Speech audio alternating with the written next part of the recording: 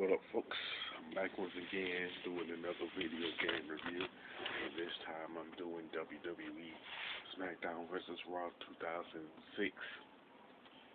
And this is the second Smackdown vs. Raw game that was made by THQ, and it was on the PlayStation 2 and PSP. One thing about this game, it has an exhibition mode, story mode, create a wrestle mode, create a staple mode, create a championship mode, and the GM mode. You know, the exhibition mode is pretty much like the standard type of matches, like singles matches, tag matches, triple threat, fatal four-way. It also has like casket matches, cage matches, like six-man tags and stuff like that. So you know what to do. You know what you got to work with. But it has a lot of matches in the exhibition mode to choose from. So you wouldn't have the problem of having like 4 or 5 matches in there. And as far as the story mode, how it starts and ends pretty much depends on who you like pick. So you can pick like literally like any like superstar to choose from, like Triple H, John Cena, Rey Mysterio, and such. So like if you pick like Triple H, for example, you're going to pretty much face Batista at WrestleMania. But if you pick another like superstars, say like Kane, Shelton Benjamin, or even Chris Benoit, even who you face at WrestleMania really depends on the cutscene after you win the Royal Rumble match. And it's practically the same thing if you don't pick, say, John Cena or Rey Mysterio if you pick up like a SmackDown superstar. And you can also unlock various WWE legends like the British Bulldog, Jimmy Hart, Hulk Hogan, and the Junkyard Dog. And like you can win various trophies through the course of the story mode by choosing both a Raw superstar and a SmackDown superstar. I would say you have to go finish it like at least 3 times to unlock like every single trophy you can get on the like the career mode, like the Divas mode. The Divas trophy, Lesnar trophy, SmackDown trophy, stuff like that. Then there's the creative stable mode. This is where you can create your own tag team or stable if you like.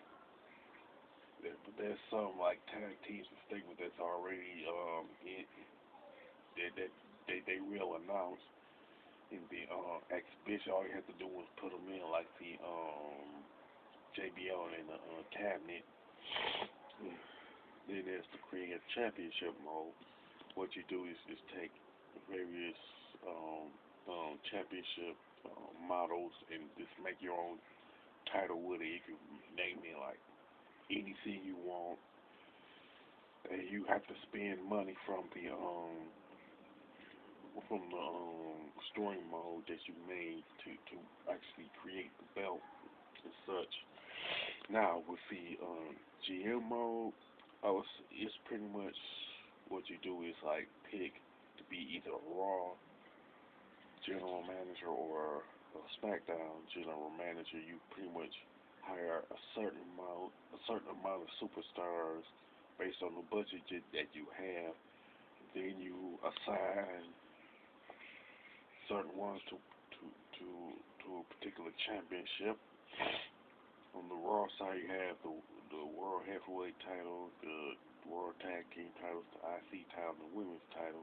On the SmackDown side, you have the WWE title, the WWE Tag Team titles, the Cruiserweight title, and the United States title. So that's how you do that, and you like just pretty much create matches through the course of one season, and you have to deal with different superstars being upset because they don't get a championship or opportunity, or they want more money, or they want to lose a streak or whatever.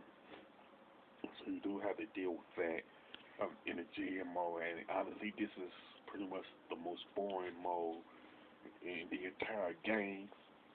The only reason to go through it is just to get the trophy. Other than that, you really won't have to play it much.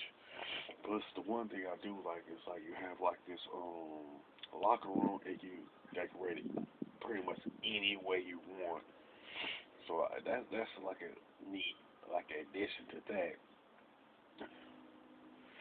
Now, as far as the roster is concerned, it has the biggest roster in any WWE game that I play. I do believe it has around say 50 or 60 superstars. Like I think it like includes the legends also. So if you want short list of wrestlers, if you want like a long list of a game with a long list of wrestlers, this is the one I would recommend. And the game is pretty the most user friendly WWE game that I play, especially when you compare it to like the GameCube WWE games and the Xbox WWE games too. So that's the thing that I like also.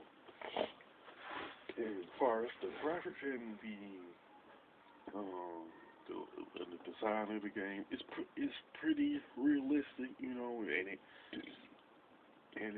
it has aged well.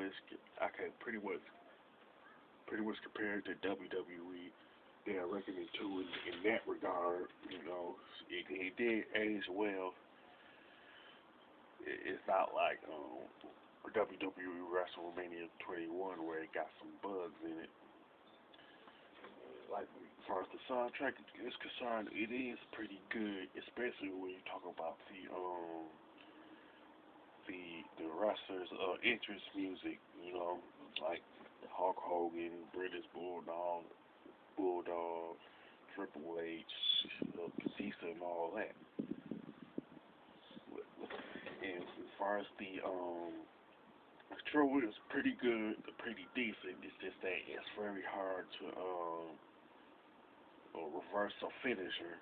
Even though you can't do it, it's like hard to like really like execute because of like I guess it's the timing, but it's just harder to reverse. It's just hard to reverse. If I played all of the WWE games for the GameCube, and on each of them, it's very easy to reverse. That, so that's that's really like the main complaint that I have with SmackDown versus Raw 2006.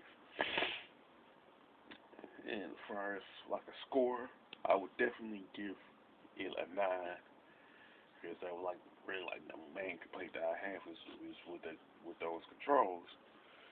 Now, with that being said, if you like SmackDown versus Raw 2006, don't don't hesitate to mention it in the comment section, or if there are any other wrestling games that you like or WWE games that you like, also mention it in the comment section. If you like this video, don't hesitate to click on the thumbs up button, and don't forget to subscribe. This is your boy, Big Metroid Fan 12, signing off.